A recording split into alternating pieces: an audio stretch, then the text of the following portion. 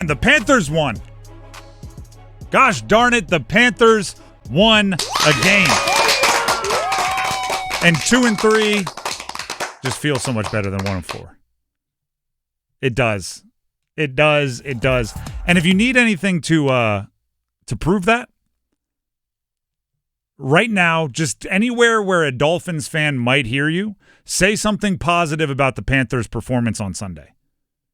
You're going to get a really sad, self-depreciating rebuttal from the Dolphins. If you say something like, Rico Dowdle looked really good this weekend, you're going to hear a Dolphins fan in the distance yell, our run defense is so bad it means nothing.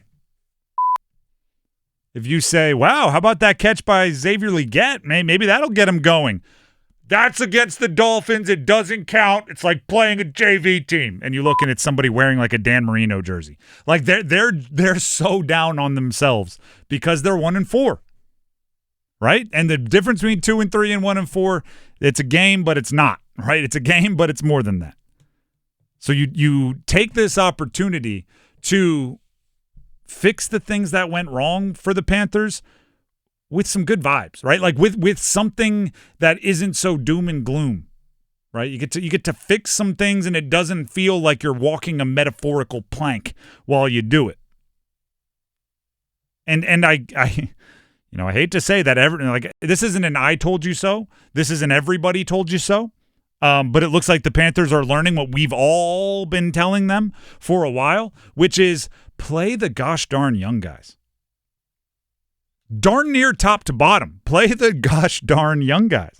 Play Lathan Ransom. Play Nick Scorton. Play Princely Umanmielen. Play Jimmy Horn. Play them all. Play them all.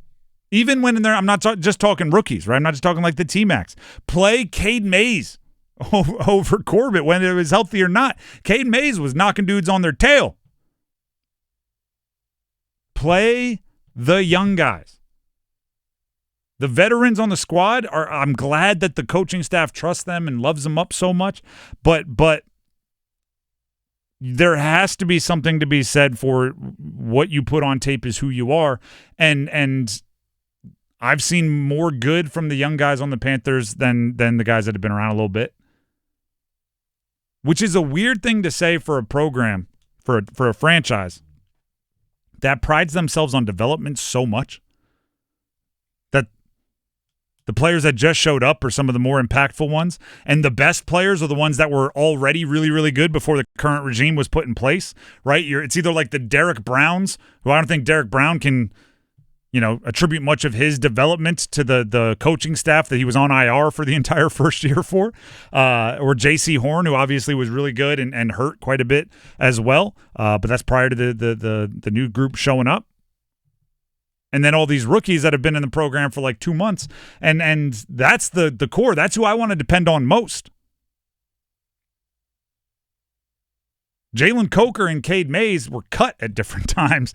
And they're looking like huge steals. So, I mean, sometimes it's almost too cut and dry to look at something like, Jimmy Horn making a big 4th down catch or Rico Dowdle having a big game and then looking at the coaching staff and going like, why weren't they playing? But there's a lot of that happening. How many times are we going to see somebody get hurt and that opens up the opportunity for somebody else who plays better than the person that they replaced? I.e. Jalen Coker last year. I.e. the 2 rookie edge rushers this year. I.e. like we can go on and on. Let's not forget that ETN late in the game as well when Rico Dowdle was cramping up, had a couple of big runs, and Mitchell Evans catches the game-winning touchdown. Rookies. And there's a lot of – we saw it with Lathan Ransom being kind of forced in earlier this season, and all of a sudden he's, grading as high as anyone in certain PFF grades. Threw an extra F in there. My point is this team looked different than it did the weeks before. Right? Part of me was like, wait a second. There was an actual pass rush to kind of seal the game there at the end. Wait, hold up. They had a 2-minute drill, which included passing the ball on clutch downs, and they converted. who are you and what have you done with the 2025 Carolina Panthers, right? These are big differences. They had a run game that they could build off of. Xavier Legette made a clutch catch in the end zone. Who are you and what have you done with the 2025 Panthers? But the difference in a lot of ways is, I think, just the infusion of the young guys, the infusion of the youth. And it's a sports cliche that young guys don't know how hard it is, right? They come in with energy. They think you can pull off every comeback. They don't know how hopeless certain situations are, and they get down 17-0, and you look towards the rookies, right? They're bringing the energy. They're not beaten down. They haven't been a Panther for too long, and they were the driving force. And Rico Dowdle as well. Don't get me wrong; he's a veteran, but he hadn't been playing a bunch, and he's not a Panther for a long time. Free agent acquisition this past year. The Panthers have to play the young guys.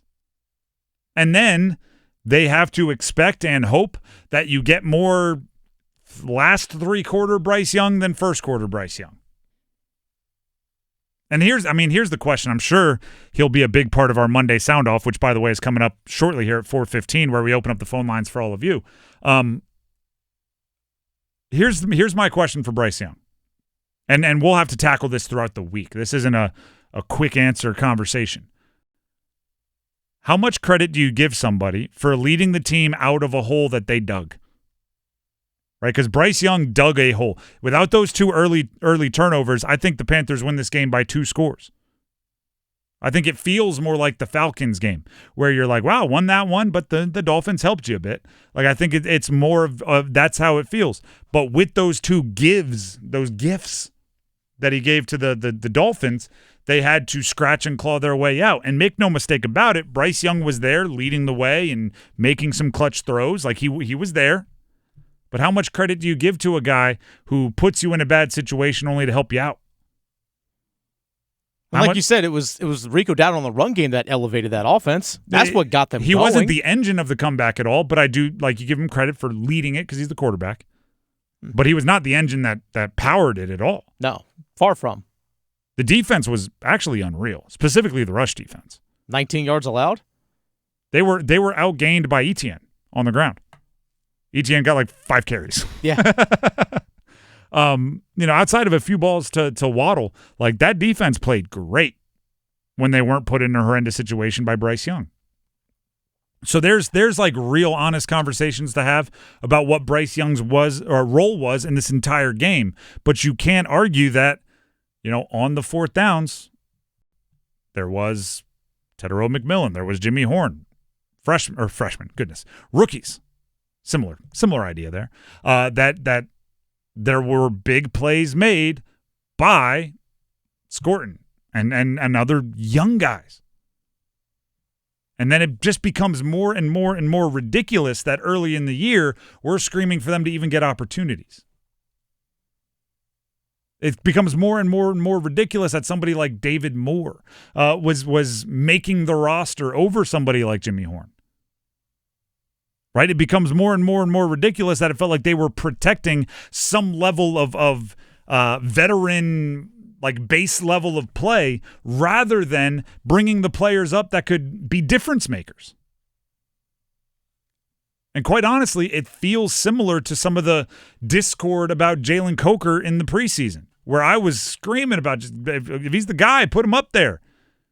Right? Or any of the young wide receivers versus the pushback to something like trading Adam Thielen.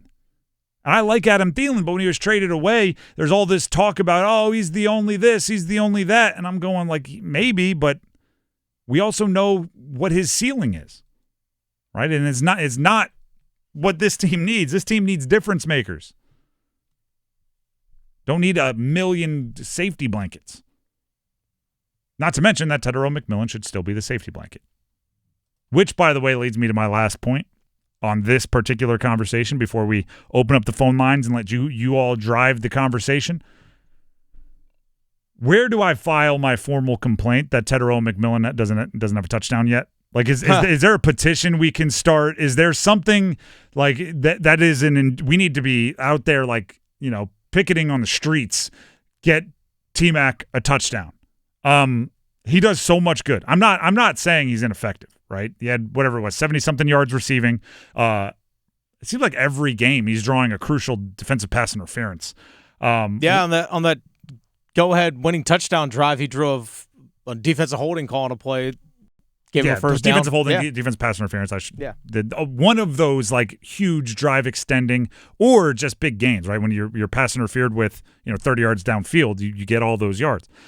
He's solid. They're targeting him a bunch. I think I'm going to believe this whether it ever becomes true or not. I think he's one of the top handful of red zone threats in the league. I don't know how you're this many games in and he doesn't have a touchdown. It needs to be rectified, and I think that's good for Bryce. It's an easy, throw jump balls and stuff. It's a low-risk, high-reward play to get some touchdown passes. For as great as that Xavier Legette touchdown was, it's high difficulty. That ball has to be right where it is. You have to throw it quick as heck to get there before he gets out of the back of the end zone. That is a tough play. They made it, so good on you. How about you give yourself some of the easy ones? You give yourself the big, tall, strong, fast guy in the back of the end zone. How about you do that one? Panther wide receivers only have 3 touchdown catches this year. Xavier Legette yesterday, and then week 2 against Arizona, Hunter Renfrow had 2 of them. Had a couple of them. Yeah, that's it. That's all by wide receivers so far this year. Get T-Mac in the end zone. It's like a, I don't know, we need to unionize or something. I don't know how we need to get our point across, but it needs to be a priority. There needs to be a section on the Denny's menu playbook that they're calling off of. There needs to be one in the corner that just says red zone T-Mac, and it needs to be in bright gold. There's a color that's going to pop. Under specials? Yeah, get there. Get to these. And run them by Bryce. Make sure he loves the plays. Because it's that important. By the way, it's that important once you get down there that teams are terrified of something, and they'll be terrified of T-Mac in the red zone if you give them the ball a few times.